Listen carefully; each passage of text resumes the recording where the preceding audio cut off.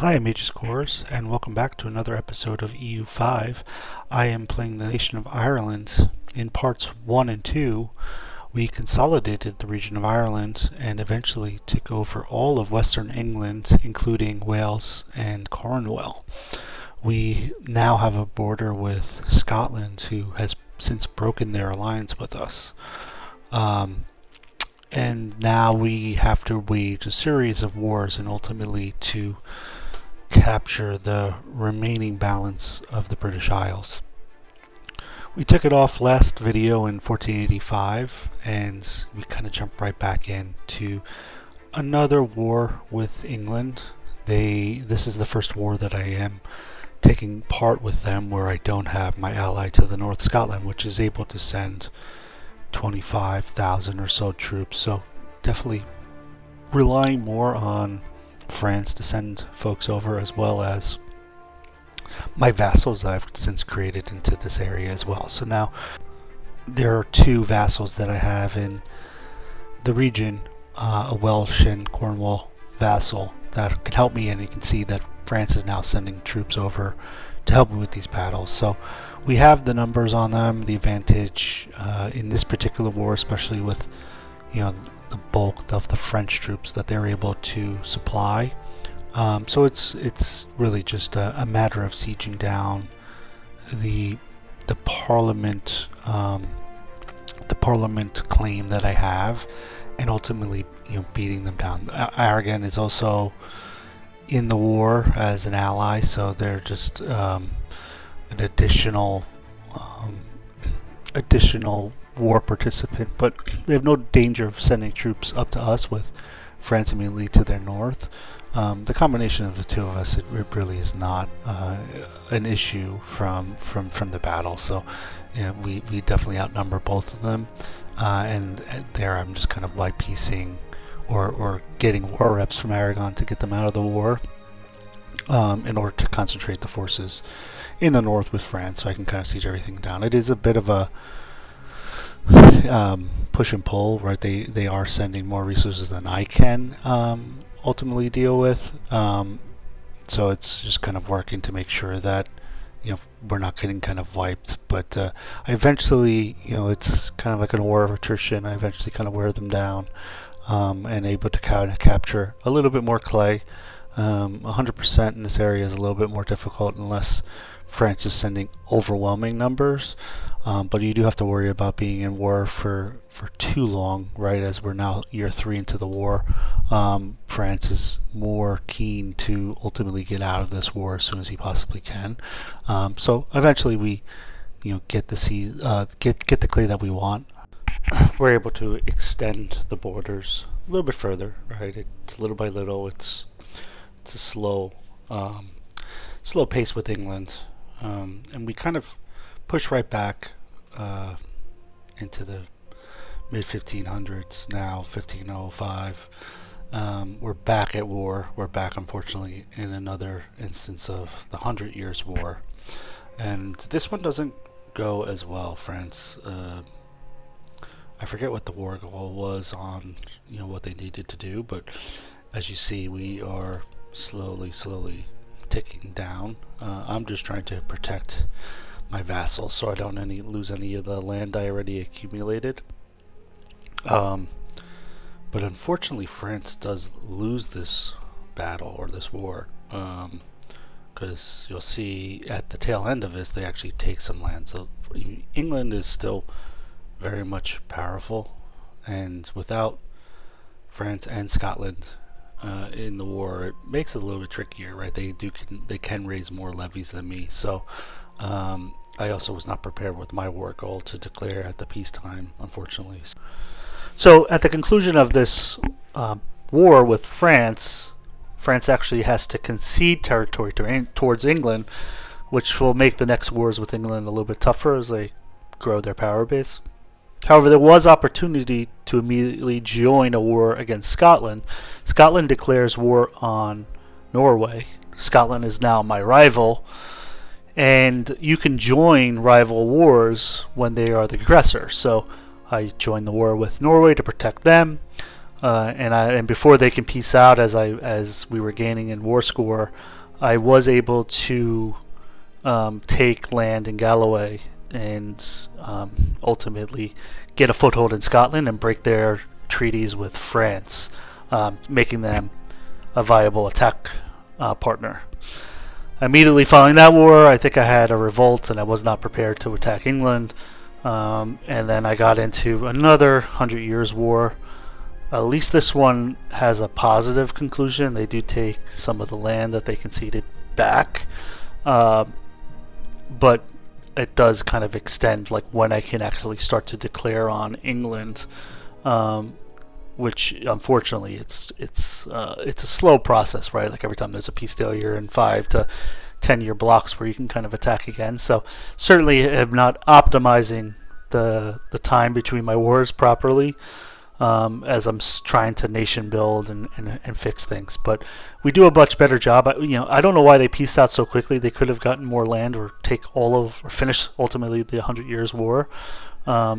But it's really just kind of frustrating that we have to kind of continuously be in a lot of these battles, right? As here we are in the 30s in a third 100 Years' War, and it was just like I'm done fighting for France here. I just need to be better prepared. So I kind of just focused my attention in the rest of this century on making sure that I'm prepared to attack England as soon as the peace deal ultimately concludes. So now I'm able to control the peace treaty deal now, since in this next war I'm the war leader, and it goes by a lot easier. We're able to siege it down. We just have the numbers. France does send some of its troops along with some of its vassals.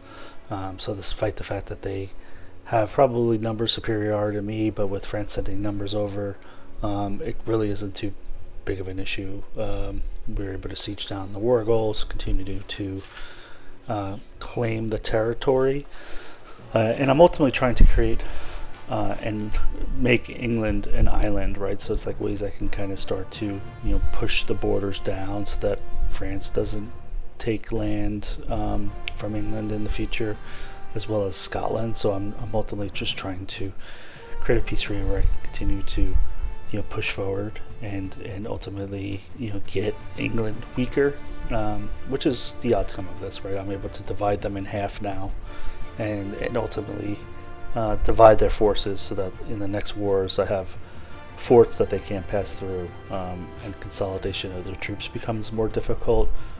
So each ensuing war becomes a little bit easier. As you can see, I'm just trying to create that island within the country themselves so that they have no access to the sea. They have no access of getting their troops out of there. So you can kind of quickly wipe those levies in those lands from England out, and then concentrate your forces on the south in the next iteration of the war. So that takes us to about the 1550s, where we're now in peace deal. We now have a lot more land. I've started to create more vassals. We go through a number of civil wars in this game, as right there it looks like the Scots and Northumbrians are revolting, or it might be, in this instance it might be nobles. I forget which.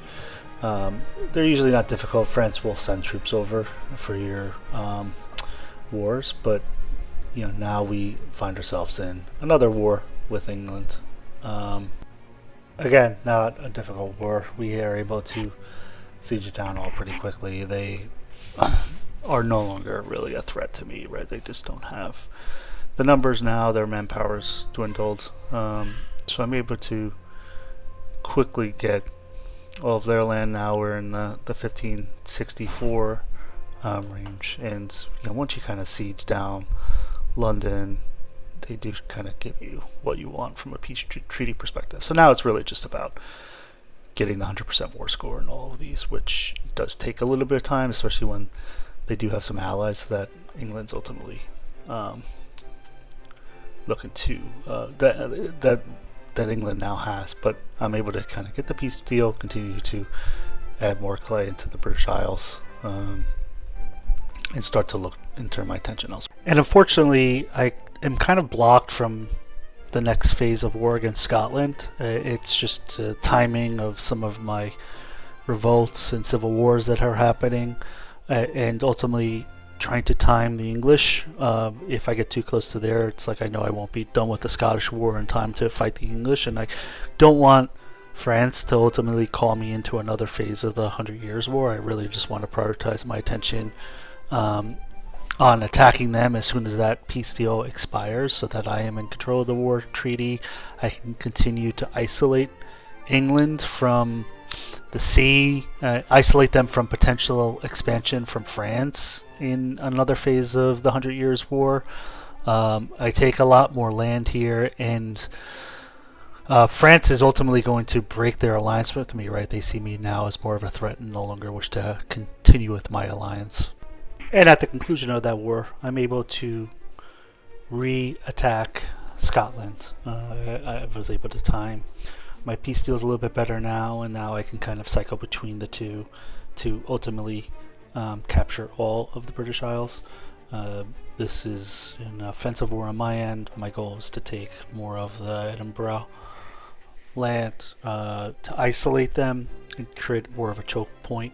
They do have still a strong number of troops, so you do have to kind of be conscious there, but between myself and the levies, it's just kind of wearing them down, goading them into defensive battles to kind of bring down their manpower pool a little bit, and then ultimately get the desired peace deal that I want. 100% here is a little bit more difficult just because they do have quite a fair bit of levies to still raise, along with some of their standing army troops. So I get the peace deal I want. I have it at a point where I've now taken land from them to weaken them for future wars. And I think there's only about 2 more that I'll need from them.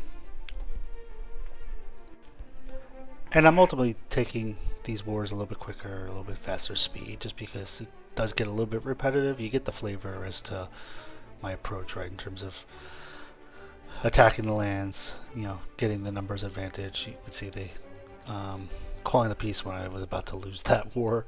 So I was able to kind of get the land that I wanted. Now I have an area to attack in the future where there's only 2 provinces where they can kind of go. So I can kind of create a choke point for them where they can't get around me. And ultimately the next war should be a lot more simple, right? Where you can kind of goad them into attacking your lower stack, but have the higher ground advantage from a tactic perspective. And as I start to gain more clay, I'm going to have more power in the region. And I'm not sure if it was after the previous war or after the Scottish War. France then canceled their alliance with me, unfortunately, which is okay. Right now I won't be called into the 100 Years' War anymore, but I have to kind of be timely on my declarations, right? I have no intention of taking the land in the French region because they are obviously much stronger than me, but my ultimate goal in this now campaign, knowing that France is going to attack them in the next peace deal, is to block off France from any of the British Isles regions. So I'm able to do so, take all of the lands, take London, take the rest. So now all of the English lands are concentrated. Oh, actually, I think no, they are blocked off from the sea. Sorry, and with the exception of the French lands, right? So I've avoided taking those. I'm really just looking to. I know that these are technically connected at the bottom there, next to London, in the Middlesex region. They might still have access because it has river access, but it doesn't become an issue in this campaign, right? So England is extremely weak now, and now it's just really a matter of to continue to declare immediately upon peace treaty. So it's aligning up the parliament, so I don't have to take stab hits with both Scotland and France. Neither one really pose a threat from me. It's more about if they pick up stronger allies, which is always the risk, right? We're back at war with Scotland.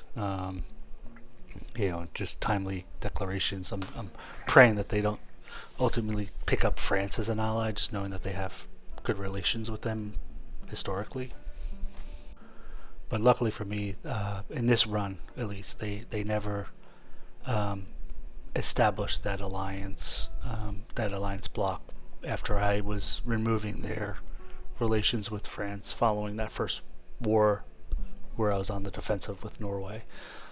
So it becomes a lot easier, this one, once I kind of take down some of their more populous regions. I'm able to create a much weaker Scotland, and now their troops just can't compare to myself, especially myself and my vassals. So it is a lot easier. It's more about snaking up my land there to kind of block them off from consolidation as well. Get the peace deal that I want, and ultimately I'm, creating a further barrier up north and taking all of the Scottish land I possibly can. And with that, it's time to turn my attention to my rivals down south again with another declaration of war on England. Again, I'm moving pretty quickly through some of these videos just because it's pretty repetitive. It's just a matter of sieging down everything. They don't pose a threat anymore. I guess I'm the baddies now in the British Isles because I'm just wiping the English from their islands. It ultimately should have been the last war. I have one more war. I must have screwed up a revolt or something because I thought I took every single piece of land here from the British Isles. This here is, I think, the 13th Conic English War. I think that's only counting when I declare on them, but also not counting all of the wars that I have in the 100 Years' War. But I think in this peace treaty I ended up taking all the land, but I think I had a revolt and gave land back to them by mistake. So I'll have one final 14th war with England before I move them out of the British Isles for good. And with that, it's time to turn our attention to our neighbors up north for another war. And unfortunately, with this war, it's impossible to take 100% of the land in this war, so it will require 2 wars. It is just the nature of just sieging them down. I have the troops advantage now. Scotland really isn't much a match. It's more like attacking them before they can kind of gain any allies, really. France does start to join coalition wars against me, right? So it's just being timely on the peace treaties for both England and Scotland so that they don't join that coalition, so I don't have to fight France unless I'm completely ready. And then the last war, the 14th war with England, they really aren't much of a match. It's just a couple of provinces that they have, and then just sitting on the war goal for extended period of time. And I'm able to piece them out, and now I control all of England as myself or my vassals. So working to continue to build my nation, continue to grow control, increase control where possible, and just kind of get prepared for the last war with Scotland. And with that, I'll have all of the British Isles under Irish control. So it's a number of wars with England, 14, not including the I don't think that includes the war where the Pale attacked me or some of the wars where I declared on English vassals, but ultimately the 14 wars to kind of get all of the land. The last war with Scotland,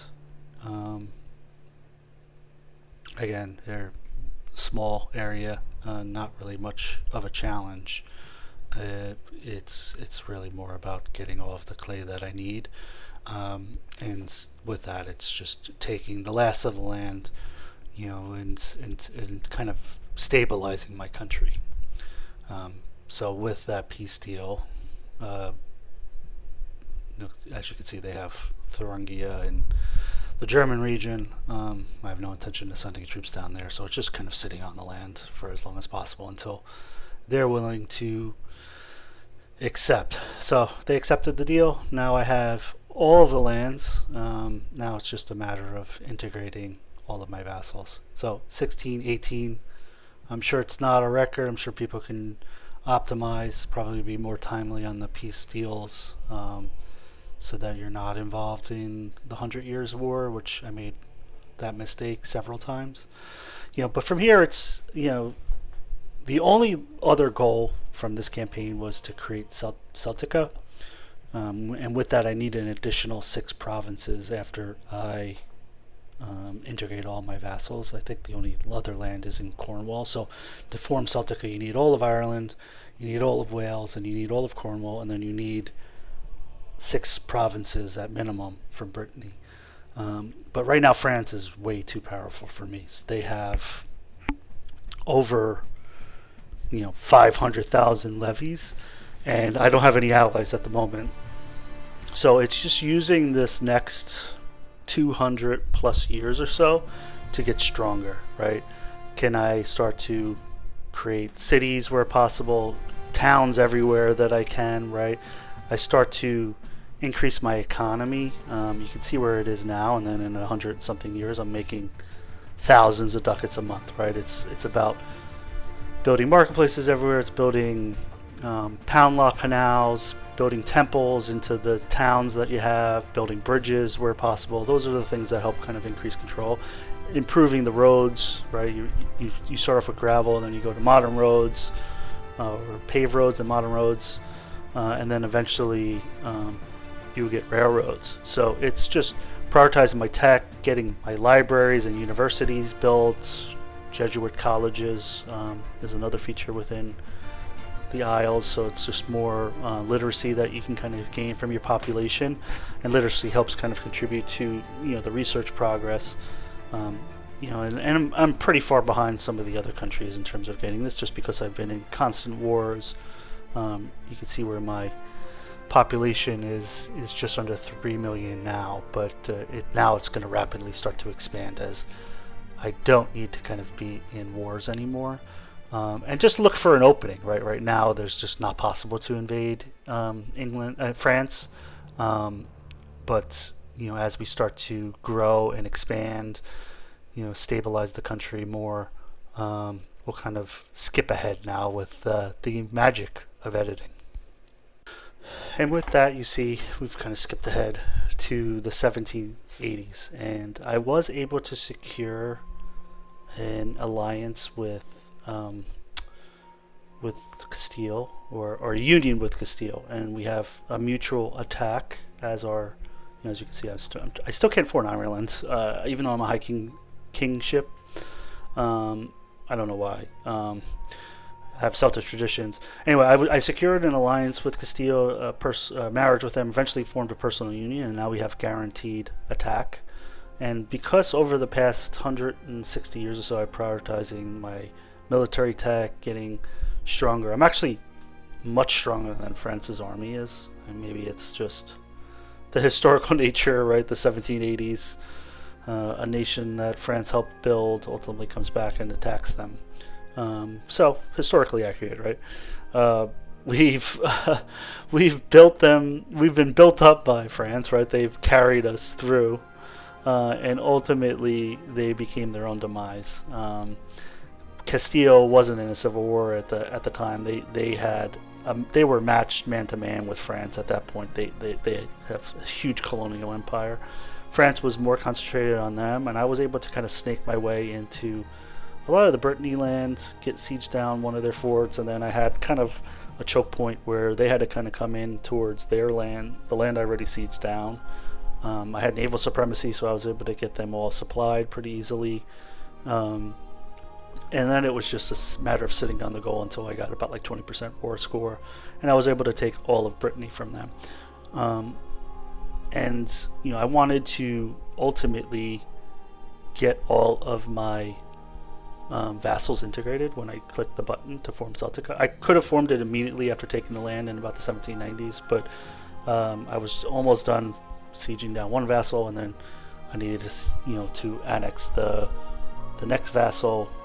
They were disloyal in that war just because I wasn't paying for my diplomats, just to have as much money as possible going into there. I didn't know if I needed to raise a lot of mercenaries or whatever, but the military might that I have compared to France was just the difference maker.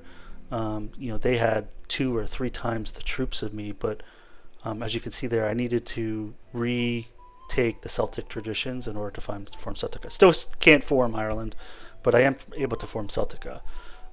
So you'll see on the switch here, I sieged down all of the land from France. I really started to build up my economy. I think I had about 3 million, in pop when we last left in the 1620s, and you can see over 10 million now. We're the number 21 great power, and that's been just kind of slow moving. I think I had too strong of vassals. Probably should have just taken that land for myself instead of creating vassals. I would have been able to integrate them and start to kind of improve my economy sooner. So, hindsight, I probably wouldn't rely on vassal swarms. Once you start to get more powerful than England, you don't really need the vassals at that point anymore. And then, the control that I have once you get to the 1700s, like you can get 60-70% control throughout all the British Isles with my capital still in Dublin. Dublin has 300,000+ troops. Brittany was well populated. I'm able to kind of create actual cities in every single province there, just because they all have 70,000 troops, 70,000 population in each of the province or counties, I think they are in this game. The French Empire was still no match for me to kind of go back to a war. I really wasn't looking for another strong war, but you can see the province control that I have in the outcome. I just integrated Norfolk, so you can see that's still 100%. So that'll come down a bit, but all of Ireland, right? Like every county is in the 80%. I've made every single place a town in Ireland and most of England now, and cities where possible that have at least 30,000. You see the economy that I'm building. So in the next 30 years before the end of the game, I should be able to grow substantially to become a great power, because you can't become an empire unless you are a great power as a Catholic nation. Even though I have over 10,000 pop, but you need 10,000 pop. You need to have the Papal States have a high opinion of you, and then you need to be a great power. Is there requirements in order to become an empire as a Catholic nation? So that is possible. It is a slow drag, right? I don't really have any wars. It's not really interesting, right? It's just kind of building up it as best I can. I have a few colonies, but nothing substantial. There are nations that just had so much of a further head start than me, especially nations. Ming, I think, is one of them, one of the great powers. I think Janagar, one of the Indian nations, are up there, and then it's like your normal ones. Obviously, Spain and France are the two ultimate powers. Hungary and Bohemia in terms of powers in Europe.